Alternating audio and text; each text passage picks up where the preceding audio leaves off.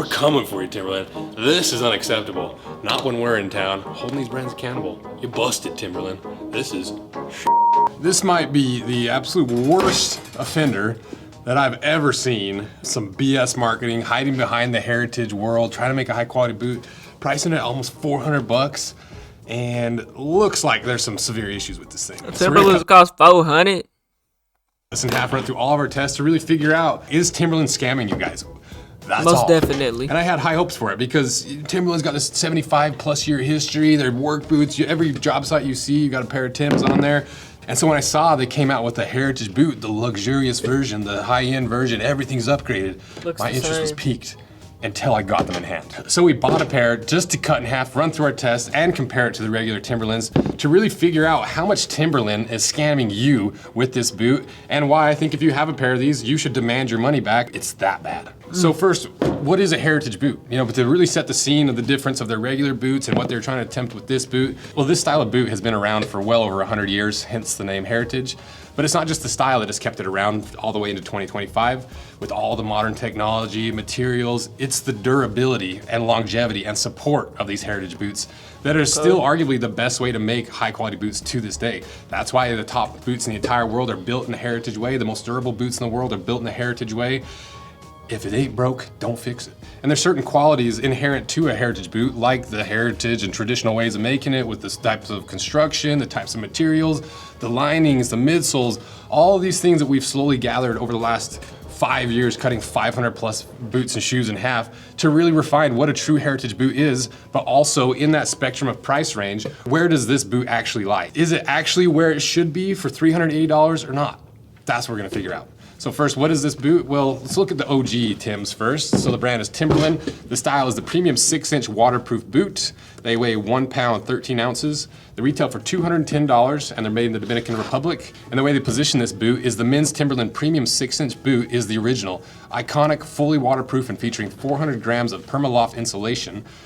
This boot features waterproof premium Timberland leather uppers and cushion collar. A removable anti-fatigue footbed and steel shank designed for arch support work together to deliver all-day comfort. So then what is this boot here? Well, the brand is obviously Timberland. The style is a luxe waterproof boot. They weigh 1 pound, 11 ounces, so a little bit lighter, but they retail for $380. So almost $200 more than the original Timberlands, and they're made in Bangladesh. I don't know if you've even seen a boot from Bangladesh. So how do they position this product? They say crafted in a workshop to exacting standards. Our men's Timberland Luxe waterproof boot is an elevated expression of the timeless icon. This exclusive edition of our iconic Timberland boot features luxurious Horween Dryden nubuck leather uppers, prized for its unique character and soft, subtle hand feel. Underfoot, our exclusive anti-fatigue technology delivers support with each step. Waterproof construction and a Vibram outsole are a nod to our rugged heritage. A lot of claims, a lot of exclusive, luxurious, exacting standards, a lot of big claims there. So what are those things that actually make a heritage boot what it is? Well, one of them is the premium leather in the upper. And why does that matter for a heritage boot? Well, because quality leather lasts a lot longer to match the longevity of the heritage construction. And you don't need that in cheaper boots and shoes because the sole wears out and you can't re-sole them. They're not made to last a long time, but heritage boots are. So what is this leather? Well, it is a Horween version of the classic Timberland leather. You can see it's a slightly different color, still has that matte texture to it. And Horween is one of the most famous tanneries in the entire world. But is this leather actually good regardless of who tanned it? Well, it's really thin. It's only 1.5 to 1.8 millimeters thick. And that's a lot closer to what you see thickness-wise when it comes to sneakers. I was expecting it to be more like 2.5, especially for the elevated version, the premium version, because your regular Timbs are exactly that, like 2.3 to 2.5 millimeters thick. There's some spin you could do that Timberland could say, well, the idea behind it, it's a luxurious leather, so we wanted it thinner to give it a more elevated look. There's no room for that because thinner leathers crease faster, they don't hold their shape nearly as well, and they wear out faster and they look worn out faster. So you tell me, why would they go with a sneaker thickness leather for their premium elevated heritage boot? Is it at least more luxurious than the regular Timbs? Not really. Like if you remove the Horween stamp from it, you honestly can't tell too big of a difference. You look at the cross section, it might have just a little bit more grain, you know, but that's about it. And it's not like the regular Timberlands are super premium leather. This is on their affordable work boot. So when you have cheaper, thinner leather on the luxurious premium version, not a great sign for the rest of the boot. And there could be some redeeming qualities in here somewhere. Like, look at the lining. It's because they said it's a Horween leather, it's premium, and linings matter for heritage boots because, like I said, they're extremely durable. And when you put a fabric lining on the inside of any shoe, we've all seen it. The heel wears out, your pinky toe, your big toe wear out holes in the lining, and it completely ruins the shoe because you'd have to rebuild the entire thing to replace that. So that's why in heritage boots, you rarely see a lining, and if you do, a lot of times it's leather because it's a lot more durable, it smells less. And so what's in this boot? Well, they put a foam-backed fabric in the vamp. And it's way less premium and less durable than even just the regular Timbs. It's literally just a sneaker lining in a premium boot. And keep in mind, it is similar to how Timberland does theirs. They got the fabric Welcome to capitalism, where things are not made to last long. They're made to be replaced so they can make more money. lining in the vamp, but up to the quarters it's leather. And so Timberland can kind of hide behind the idea of like, well, we wanted to keep the fabric lining for breathability and pay homage to the original. But that would be a full-on cop-out to me. It's literally just a sneaker lining in a luxurious $400 boot. But is the partial lining at least good quality, hopefully better than the regular Timbs? Well, it seems okay, but it's full of scars and loose grain and it's stretchy, but more importantly, the lining is already coming loose. How can you charge $400 for a boot that has a cheaper lining, a fabric sneaker lining that's already coming dislodged on their premium luxurious version? Not very crafted in the workshop to exacting standards like they promote over and over and over again. So is the lining at least better than the almost $200 cheaper regular versions? Is it more luxurious? No, like I honestly think this lining is better. It has a little more pigment on it, but I think through and through, the regular Timbs is a better leather. But what about this exclusive anti-fatigue technology that delivers support with each step? Oh, you mean just the regular Timberland insole? It's literally the exact same insole as the regular Timberlands. But that's not what I'm curious about with this. I want to know what's underneath the insole. Because the lasting material is one of the biggest things for heritage boots. Because as soon as you get around that $250 to $300 price range, you almost always see a leather lasting board. And the reason I do this is the same reason we talked about with leather this whole video. It's more durable than the synthetics, it smells less, it shapes to your foot, it gives you that nice footprint inside your boot that makes them super comfortable and durable. So what's underneath the standard insole of this $300 luxurious version of Timbs? A cheap sneaker lasting material. You see this exact material in almost all sub $100 cheap sneakers. And once again, Timberland can kind of shade the truth and hide behind, oh, we wanted to be comfortable, we wanted this, this, and this, we didn't want the hard leather. But it's not gonna give you any support underneath your foot. It's gonna wear out as fast as a pair of sneakers, if not faster, because this boot has a shank on the inside, but it does not have any structural support over or under the shank. So over time, you're gonna get what's called shank lift. That when you flex this boot, that shank's gonna lift up and start tearing through that insole and jamming into the bottom of your foot. This is a catastrophic design fail by Timberland.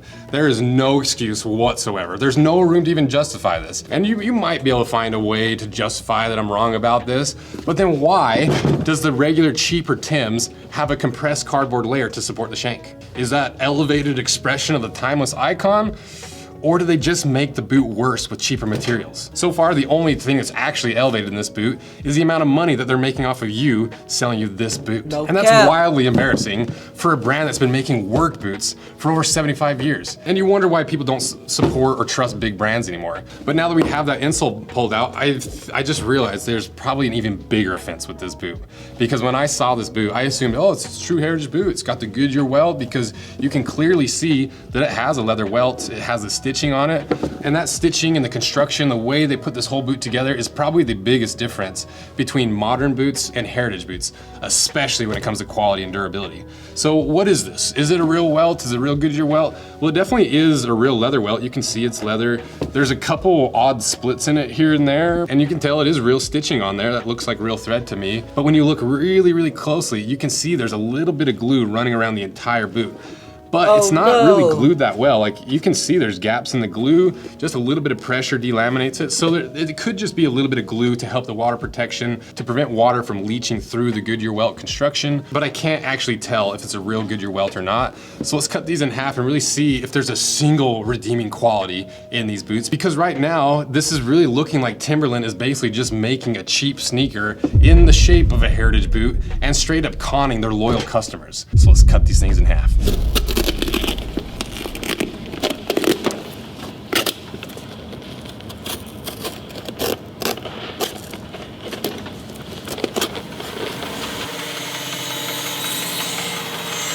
should have done that from the jump.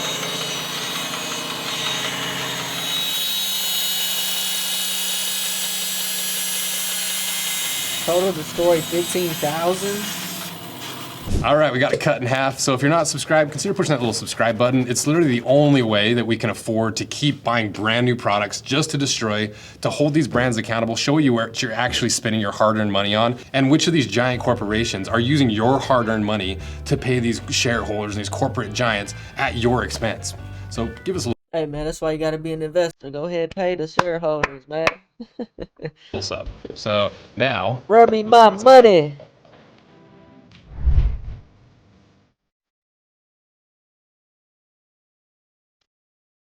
Why is one side open of the heel part?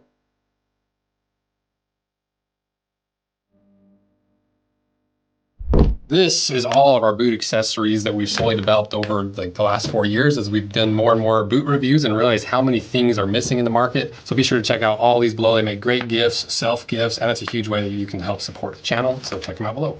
So is there a single shred of ultra premium leathers, materials, and comfort tech hidden on the inside anywhere? Well, there is definitely some stuff hidden on the inside, but it's about as far away from ultra premium as you can get. It's literally just glued together. There's not even a single stitch holding the bottom of the boot to the upper of the boot. And it's not even direct injected like their cheaper work boots. It's the cheapest way to make a boot. It's gluing a boot together, direct injected, and then heritage style quality. And you almost never see a glued construction boot that's over $100. It's the absolute worst way to make a boot, and about as far away from heritage as you can get, as far away from luxurious, premium, all these words, these superlative words they use. But why does that actually matter, and how much less durable is it? Well, let me show you. That's about as durable as that. Well, For damn. $380, you can literally just rip the boot apart. Look at this. It's That already is cut in half. astonishing. And now you can really see nothing tying that lining in right there. And look on this side. The lining's coming out through the laces right there. That's not even tied in. There's like 2 stitches holding this entire lining together. And you can literally pull the whole thing apart. Should you be able to do this to a $380 heritage boot? Come on. Come on, Timberland. Don't what is piss this me off, Look Timberland. at that. You can literally tear out every piece of this boot by hand. But at least you can see there's some seam still in there. At least I got one thing that they claimed right. Completely garbage all the way through. And you can see now what I meant by that shank lift and having no support on the inside, how much that's sloppy and all over the place. You can see clearly how cheap that lining is. And this is, keep in mind, this is after like 30 steps total. This has hardly been worn. It's just been worn in like a few B-roll shots. And now you can especially see how obviously fake and intentionally misleading this welt is. This literally does nothing for the boot except fool people into thinking it's a higher quality boot than it actually is. Now, when you take this abomination and you compare it to any boot well within this price range, the Red Wings, the Trumans, Thursdays, even Wolverine, which is terrible for the price point, is significantly better than this. So then how much is this actually worth? If only somebody had 500 pairs of boots and shoes dissected to find the exact amount they should be charging for this boot. And to me, there is no way they can justify charging more than $200 for this. And that's generous. And if you really handed me this boot, I didn't see the Timberland name, I didn't see the Horween stamp, I would literally be like, I've been thinking about getting me some Timbs too, bro. Yo, Jordan Walker, appreciate the sub, man. 125, 150 is probably what they're charging for this boot.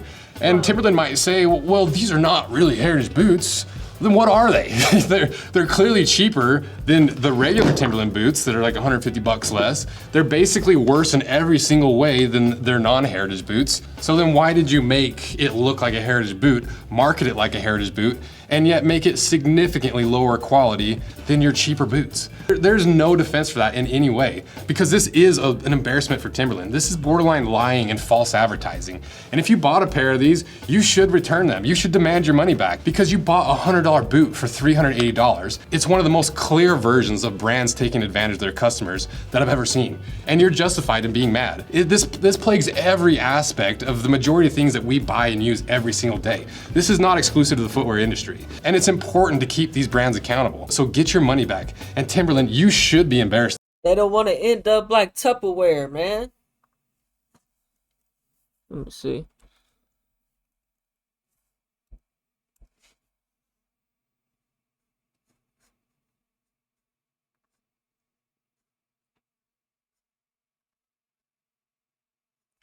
Well-known brand for food preparation, storage, and service container products for the quality, durability, and airtight seals. You can find many options online through retailers like Amazon, Walmart.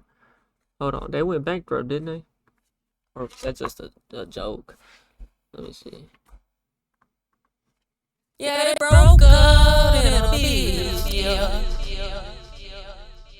Yes, Tupperware Brands Corporate filed for Chapter 11 bankruptcy in September 2024 due to declining sales and debt. But an agreement was reached for a lender group to buy the company, transitioning it to private ownership and aiming to relaunch it with a new strategy for continued operation, not liquidation. The sale was approved by courts in late 2024, preserving the brand under new ownership. So they actually went bankrupt for making their products too good, too durable, and had to get bought out by a lender group. It's crazy, man. This. After 75 years of making some of the most popular work boots, you put this out? And the thing is, that you know exactly what you did, Timberland.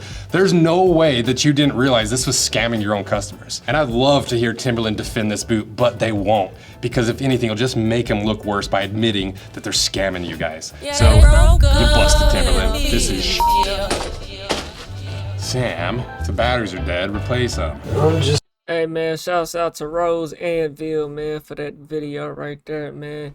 I probably, one day I'll get me a pair of Timbs. I ain't never had a pair of Timberlands, you know what I'm saying? I like them, they look nice, you know. If I was to get them, I wouldn't be wearing them to work in, you know, I'd just be wearing them for fashion, sense, you know what I'm saying? But definitely not spending $400. I would get the cheapest ones, or the average one. Y'all let me know what y'all think about this though, man. We on the road to 100 KOK. If you want to hit that like button, subscribe button, and turn on all notifications, slap the dog shit about yourself, because that's the first thing you should have did when you clicked on this video. I'll get at y'all on the next one, and I'm gone. TYP the name.